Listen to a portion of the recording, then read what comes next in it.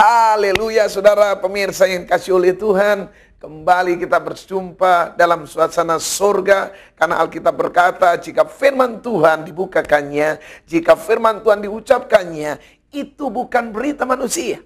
Karena apa? Karena hidup dan mati ada tersedia di situ. Oleh sebab itu saudaraku, saya percaya ada saatnya firman Tuhan akan diambil dari utara. Engkau cari di sana tidak ada. Saudaraku, pergi ke selatan tidak ada. Ke barat, ke timur tidak ketemu kan. Ada saatnya firman diambil dari dunia ini. Kalau hari ini masih ada firman, ibu jangan taruh di lemari. Mari ambil Alkitabmu. Mari kita belajar tentang firman Tuhan. Dan saya percaya ada program yang indah yang Tuhan akan berikan kepada saudara. Mari kita membaca dalam Mazmur yang pertama. Ayat yang pertama sampai yang ketiga. Mazmur yang pertama, ayat yang pertama sampai yang ketiga. Jalan orang benar dan jalan orang fasik. Berbahagialah orang yang tidak berjalan menurut nasihat orang fasik, yang tidak berdiri di jalan orang berdosa, dan yang tidak duduk dalam kumpulan pencemooh.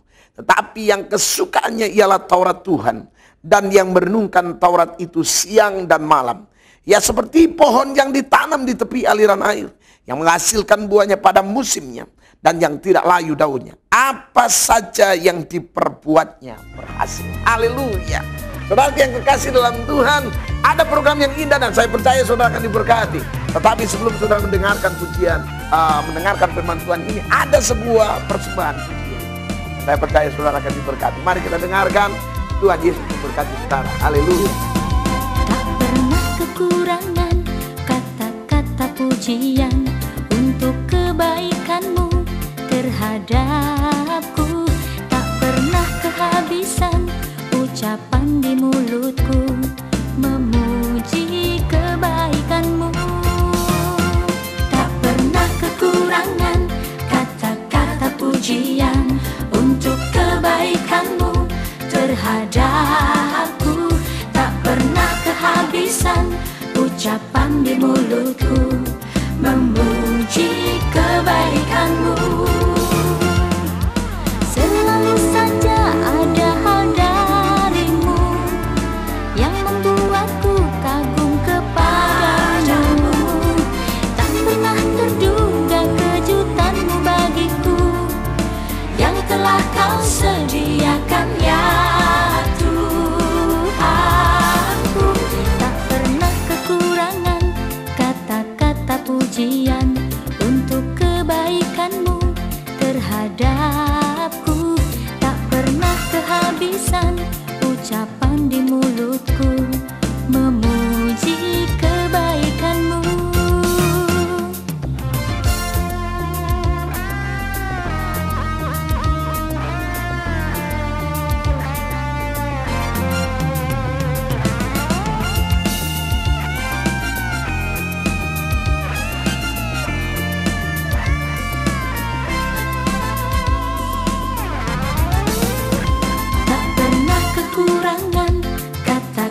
Pujian untuk kebaikanmu terhadapku. Tak pernah kehabisan ucapan di mulutku memuji kebaikanmu. Selalu saja ada hal darimu yang membuatku kagum kepadamu. Tak pernah terduga kejutanmu bagiku yang telah kau sediakan ya Tuhanku, ya Tuhanku. Tak pernah kekurangan kata-kata pujian untuk kebaikanmu terhadapku. Tak pernah kehabisan ucapan di mulutku memuji kebaikanmu. Tak pernah kekurangan kata-kata pujian untuk kebaikanmu terhadapku. Tak pernah kehabisan ucapan di mulutku memuji kebaikanmu, memuji kebaikanmu, memuji kebaikanmu.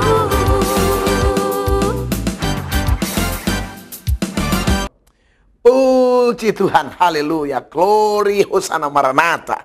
Di sini saudaraku dikatakan bahwa berbahagialah orang yang tidak berjalan menurut nasihat orang fasik. Saudara tahu, Mazmur Daud ini adalah tulisan syair yang ditulis oleh buat saya, adalah ditulis oleh orang yang lengkap dengan pengalaman hidup, yaitu Daud. Daud dia tahu apa arti panas kepanasan, dingin kedinginan. Karena di kala itu dia adalah seorang gembala. Daud mengerti apa arti ketakutan. Karena di kala itu saudaraku, Saul cemburu, Saul iri. Dan akhirnya terjadi saudaraku, dia keluar masuk dan sempat di hadapan saudaraku, Raja Akhis. Dia pura-pura gila. Karena apa? Dikejar-kejar terus oleh Saul. Karena Saul takut mulai tergeser jabatannya. Daud juga tahu apa artinya kemewahan dan juga nama besar. Karena dia mengalami apa yang disebut kemewahan itu. Daud juga mengerti apa artinya yang saya sebut pujian. Karena dia pernah mengalami pulang perang. Gadis-gadis Israel dengan tamborin, ceracap, berdenting. Dia kepiok. Saul mengalahkan beribu-ribu musuh. Tetapi Daud berlaksa-laksa. Daud mengerti apa artinya sebuah pujian. Tetapi Daud juga mengerti apa artinya kekayaan. Nama besar, jabatan tinggi. Karena dia duduk di sana. Alkitab menyatakan mahkota ada di kepalanya. Jabatan ada di pundaknya. Karena dia menjadi seorang raja. Oleh sebab itu saudaraku yang kekasih, tulisan pertama yang ditulis oleh Daud ini mengawali dalam tulisannya, berbahagialah. Dan diakhiri dalam kalimat ayat yang ketiga, apa saja yang diperbuatnya berhasil. Saudaraku, bukankah ini sebuah dilema? Ini potret kita dan saudara juga. Bukankah dari pagi pulang sore, ya, peras keringat banding tulang, hanya dua kalimat ini yang kita cari, berbahagia dan berhasil. Tetapi ada banyak orang mencari keberhasilan, tapi tidak pernah mendapatkan kebahagiaan. Jangan heran ada orang yang kaya raya, anaknya kena narkoba. Kaya raya, istrinya selingkuh. Kaya raya, saudaraku, berantem terus, saudaraku. Kenapa? Karena yang dikejar adalah keberhasilan. Saudaraku, keberhasilan ini sifatnya nilai kulit luar, apa yang dilihat dan didengar.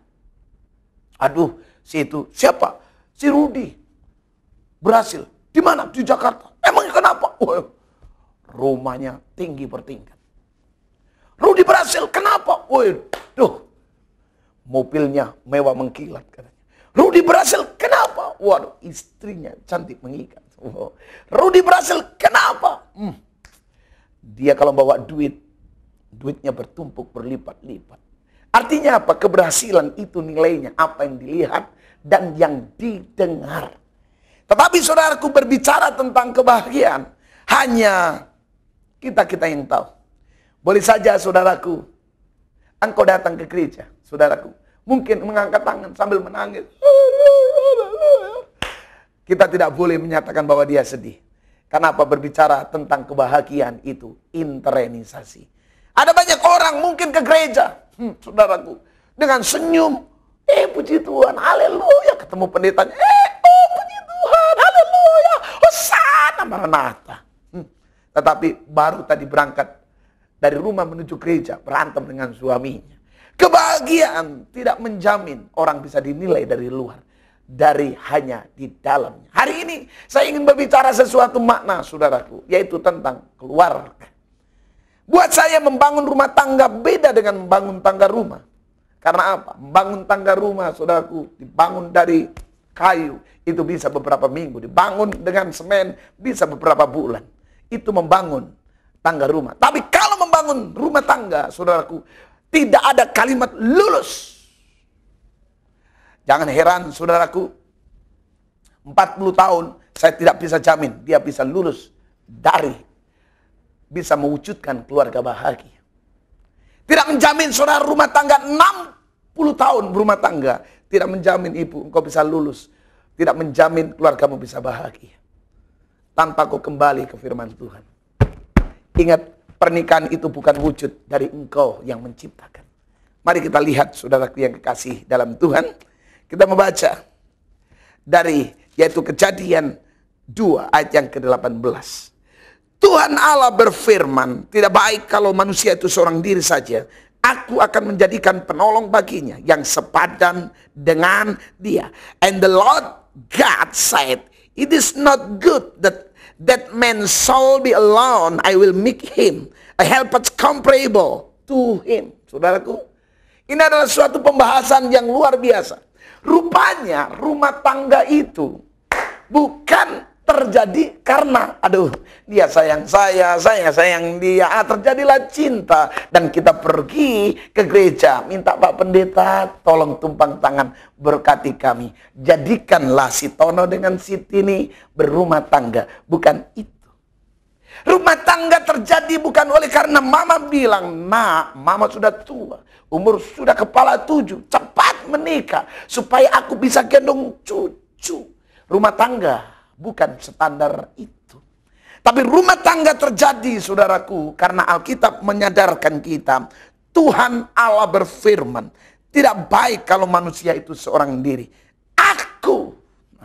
Rumah tangga terjadi karena ada kalimat aku. Siapa? Bukan engkau. Bukan istrimu. Bukan mertuamu. Bukan. Tapi aku, kata Tuhan. Artinya apa? Rumah tangga ini, saudaraku, arsiteknya bukan kita. Arsiteknya Allah. Oleh sebab itu ibu, kalau mungkin sekarang ini kortak dengan suami karena ekonomi, jangan pernah pergi ke dukun. Jangan cari siapa-siapa. Kembali ke arsiteknya. Saya pernah mengalami kegoncangan ekonomi dalam keluarga saya. Saya panggil anak saya dan panggil istri saya kembalikan ke altar Allah. Saya bilang, Bapa yang baik, Engkau yang menciptakan keluarga kami. Kembalikan, pulihkan. Sehingga saya percaya saudaraku, keluarga bahagia tidak akan pernah mendapatkannya. Kecuali dari firman Tuhan. Karena firman Tuhan inilah arsitek rumah tangga itu. Haleluya. Sehingga saudaraku mungkin, tapi pendeta, istri saya terlalu cerewet pendeta. Tapi pendeta, suamiku nggak pernah pulang pendeta. Dari pagi pulang sampai pagi lagi pendeta. Kerja apa itu pendeta? It's okay. Saya mengerti ibu. Tapi mari kita lihat. Waktu rumah tangga mulai goncang, jangan pernah engkau menunjuk ke suami, menunjuk istri, mencari kambing hitam. Mari kita lihat sesuatu. Kenapa rumah tangga bisa terjadi bentrokan? Di sini dikatakan Kejadian 1 ayat 1 sampai 2. Pada mulanya Allah menciptakan langit dan bumi. Bumi belum berbentuk dan kosong gelap gulita menutupi samudera raya dan roh Allah melayang-layang di atas permukaan air. Saudaraku, pada mulanya Allah menciptakan langit dan bumi. Saya percaya Allah kita dahsyat dan ajaib. Amin. Ketika dia menciptakan segala sesuatu, pasti perfect, super perfect, the best of the best. Yang terbaik. Ingat ibu, mungkin engkau pegang hidungmu gini, aduh, hidung saya cuma setengah senti. Tapi buat saya itu yang terbaik buat engkau. Waktu saya di Prancis, saudaraku, apa yang terjadi? Saya bersama-sama dengan seorang tinggi besar, ganteng-ganteng mungkin menurut saya, saudaraku. Wah, hidungnya panjang-panjang gitu. Saya pegang, saya paling pendek, paling hitam di sana. Saya pegang hidung saya paling pesek begitu. Dalam batin saya, kenapa kok seperti itu Tuhan? Kenapa kok keciptakan aku seperti itu? Melalui firman ini berkata, nah aku buat kau itu perfect. Coba, buat apa hidung panjang tapi boros napas, cepat mati. Lebih baik engkau hidungmu pesek, ngirit napas panjang umur. Haleluya. Saya tepuk dada dan bilang, Tuhan, thank you. Matur nuwun. Haleluya. Saudaraku, rupanya keluarga ini bisa hancur bukan karena suamimu. Tetapi dikatakan di sini, ayat yang pertama Tuhan buat segalanya indah. Tapi ayat yang kedua, bumi belum berbentuk dan kosong. Dalam bahasa Bataknya gini, saudaraku, macam muretan katanya itu. Ambur adul. Loh, kenapa apa yang pertama diciptakan Tuhan? Pertama rumah tangga dengan disebut bulan madu. Kenapa terjadi bulan-bulanan, saudaraku? Dulu tangan untuk membelai, sekarang untuk ninju. Emangnya istri kita sparring partner. Haleluya. Saudara, istrimu ditentukan bukan untuk menjadi sparring partner, tapi penolong. Tapi juga bukan perongrong atau pendorong. Haleluya. Di sini rupanya yang membuat rumah tangga kita hancur bukan istri suami, tapi ada peran setan di situ. Bumi belum berbentuk. Saudaraku, di sini Alkitab berkata, penafsir Alkitab menyatakan disitulah jatuhnya Lucifer. Ingat, rumah tanggamu hancur bukan oleh karena istri atau anakmu. Ada peran setan. Coba renungkan baik-baik. Jangan-jangan waktu engkau mengalami depresi, mengalami stagnasi, mengalami kurang harmonis dalam masalah hubungan seks, saudara mulai coba ambil film porno, engkau tonton bersama istrimu. Ini yang mengundang kehancuran rumah tangga. Mari kita lihat prinsip Alkitab, saudara, bagaimana supaya hidup kita ini bahagia. Dan inilah tema khotbahku, sudah tersedia. Jangan ambil dari luar, karena kembali firman Tuhan yang bentuk Allah sebagai arsitek rumah tangga. Allah sudah menyediakan segala sesuatu. Yang pertama, saudaraku, kapan rumah tangga kita bisa bahagia kembali? Ayat 31 Kejadian 1, maka Allah melihat segala sesuatu yang dijadikannya itu sungguh amat baik. And indeed it was very good. Ya. Ada sesuatu yang baik. Artinya apa? Kita kaya baik. Kita terkenal baik. Kita punya jabatan tinggi baik. Kita punya fasilitas yang serba baik. Tapi ada yang lebih baik. Tuhan ciptakan langit, bumi sampai yang kelima. Baik. Tapi gilirannya mencipta manusia. Inilah kalimat Allah, sungguh amat baik. Artinya apa? Saudaraku, baik engkau punya harta. Sebenarnya, istri lebih baik dari harta itu. Artinya, ya, engkau menyadari bahwa yang berarti itu adalah orang-orang yang ada di isi rumahmu. Kenapa rumah tangga berantakan? Karena istrimu sudah tidak berarti lagi dibandingkan dengan hobimu, bapak-bapak. Anak-anakmu sudah tidak berarti lagi bagi dirimu. Karena saudara, engkau lebih memperhatikan perusahaanmu. Jujur, saya percaya, kalau engkau kembali pada esensi ini. Ada suatu ketika ada cerita. Ada seorang ibu pulang dari Hong Kong. Dan dia bawa pos bunga yang bagus dari Tiongkok, saudaraku. Di sana apa yang terjadi? Waktu anaknya main-main bola, pecahkanlah pot bunga itu, saudara. Pecah, saudaraku. Dan mamanya begitu marah, dia ambil ikat pinggang papanya, dia pukul papa sampai anak itu masuk rumah sakit. Dengan lain kata, pot bunga lebih berarti daripada anaknya. Ingin rumah tangga bahagia? Ingat. Di rumah itu ada yang berarti. Bukan harta pangkat, tapi orang-orang seisi rumahmu. Papa lebih berarti daripada segalanya. Karena apa? Papa lebih berarti buat istri. Maksud saya, istri berarti buat suami. Suami berarti buat istri. Orang tua berarti buat anak. Anak berarti buat orang tua. Haleluya. Yang pertama. Yang kedua, saudaraku. Di sini dikatakan ayat yang ke-7, pasal yang kedua. Ketika itulah Tuhan Allah membentuk manusia itu dari debu tanah dan mengembuskan napas hidup ke dalam hidupnya. Demikian manusia itu menjadi makhluk yang hidup. Saudaraku, yang kedua, apa yang membuat keluarga kita bisa bahagia? Waktu, saudaraku. Pertama, waktu engkau menghargai keluargamu lebih dari segalanya. Artinya ada orang-orang yang berarti dalam hidupmu. Bukan pangkat, jabatan, duit, saudaraku, tapi orang-orangnya. Ada banyak orang kerja sampai pulang malam, tapi tidak ingat anaknya lagi. Betul, suatu ketika ada seorang bapak pulang, anaknya nggak mau dipeluk lagi. Tidak, katanya. Bapak jahat kan? Jahat apa, nak? Bapak nggak pernah pulang, katanya. Nak, kata bapak itu, bukankah selama ini aku cari uang untuk kamu? Untuk masa depanmu. Anak itu dengan lantang, walaupun dia belum lulus SD, dia bilang, Papa, aku tidak butuh harta Bapak. Aku butuh Papa. Artinya tidak semuanya anak butuh harta, tapi butuh Papa. Haleluya. Artinya Papa buat anak ini berarti. Haleluya. Yang kedua, saudaraku, dikatakan sini manusia dibentuk dari debu tanah. Saudaraku, dengar baik.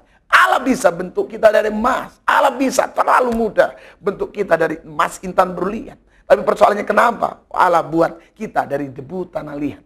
Artinya apa? Kembali ke dasar kita. Sadari. Jangan pernah sombong. Dibuat dari tanah saja sombongnya minta ampun. Apalagi seandainya kita dibuat dari emas. Artinya rumah tangga bisa bahagia kalau istri rendah hati, suami rendah hati, anak rendah hati. Saudaraku, satu ketika istri saya agak sedikit sakit. Satu ketika saya bilang, Ma, dipijitin ya Maya. Iya sayang, katanya gitu. Saya panggilkan tukang pijit ya. Terus diam istri saya. Ya, diam. Kenapa? Papa, aku nggak butuh. tukang pijit. Tanpa papa pun, saya pun bisa calling. Aku mau tangan papa yang memijit. Aduh, indahnya sekali. Artinya mungkin saya di mimbar berkhotbah, tapi di rumah saya jadi tukang pijit. Kerendahan hati, saudara. Dan ketika anak saya, saudaraku, lari dari lantai 3, turun ke bawah. Mencari saya, sementara ada suster di sampingnya bilang, sini Fani, saya ikatkan sepatumu, katanya. Terus anak saya, tidak, aku pingin papa yang mengikatkan. Saudaraku, sampai di bawah hanya mengikatkan tali saja. Rupanya, saudaraku, kerendahan hati dibutuhkan oleh setiap orang. Coba bayangkan. Kalau kita ini sombong-sombongan. Selama ini kan begitu kan. Rumah tangga jadi hancur. Karena apa? Sombong-sombongan. Waktu mama, waktu suami pulang. Ma, buatkan ma makanan mie, ma. Buat sendiri. Waduh. Istri datang kepada suaminya. Pak, minta duit belanja. Karena merasa digituin. Cari sendiri. Waduh. Artinya apa? Rumah tangga karena didasari oleh sombong. Maka rumah tangga akan hancur. Itu dia. Ingat. Sombong itu dosa yang paling besar di mata Tuhan. Yang jelas-jelas di surga sombong dicutat. Keluar dari surga. Apalagi yang masih ada di DKI. Saudara mengerti saya? Sombong itu musuh bebuyutan. Orang sombong kalau ada di gereja mendengar firman Tuhan pun beda. Firman Tuhan disampaikan. Firman Tuhan taruh kena dia. Untuk dia. Tembak lagi. Untuk dia tuh. Singkat lagi. Untuk dia. Gak pernah kena dia. Akhirnya gak pernah bertobat. Saudara. Haleluya. Yang ketiga saudaraku kita baca. Dari Kejadian 2 ayat yang ke-23. Prinsip kekristenan. Apa yang sudah tersedia dalam firman Allah. Supaya hidup kita. Rumah tangga kita bahagia. Ayat yang 23 dikatakan. Lalu berkatalah manusia itu. Inilah dia. Artinya apa? Pujian. Iya ibu. Waktu kau pacaran. Panggil calon suamimu apa? Dulu waktu Han, sehat. Setelah sudah menikah, bukan sehat, tapi disikat, saudara. Ya, ada seorang ibu yang panggil istrinya begini. Hei, di situ udah makan belum? Kalau di situ sudah makan, kasih makan yang di sini. Dulu panggil sayang, aduh, panggil Hani, sekarang di situ. Waduh, ibu. Mungkin kau lihat program ini tidak ada suami. Pulang dari sini nanti, saudaraku, suamimu pulang, panggil lagi, pandang lagi dia. Han, kamu tambah lama, tambah ganteng. Ya, ilah saudaraku. Saudara, Jakarta ini tambah lama, tambah susah kita mengerti. Sekarang ini, saudaraku, pap, buat saya bukan pap, tapi pup, begitu. Buka sore-sore. Untuk apa? Untuk orang-orang yang pulang macet, saudaraku. Dan dia pergi ke sana. Dan di situ ada nona-nona bilang sama suami saudara mungkin, aduh, bapak tambah lama bapak tambah muda. Sementara di rumah istri kita bilang, tambah lama kamu tambah hitam, tambah lama tambah tua, tambah lama kamu tambah botak kamu.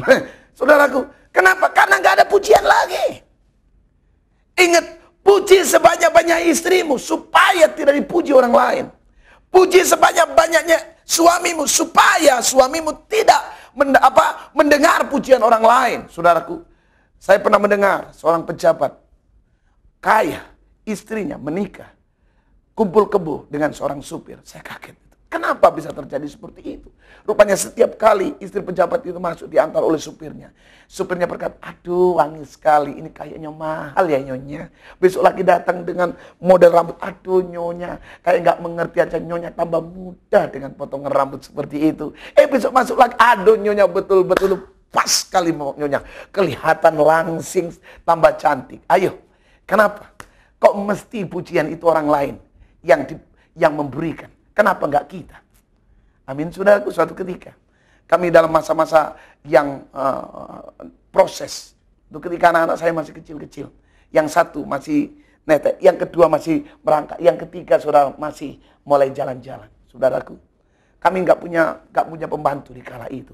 Kami pulang dalam pelayan dengan capek. Saya dengan capek dan istri saya bilang, "Papa, sudah makan belum?"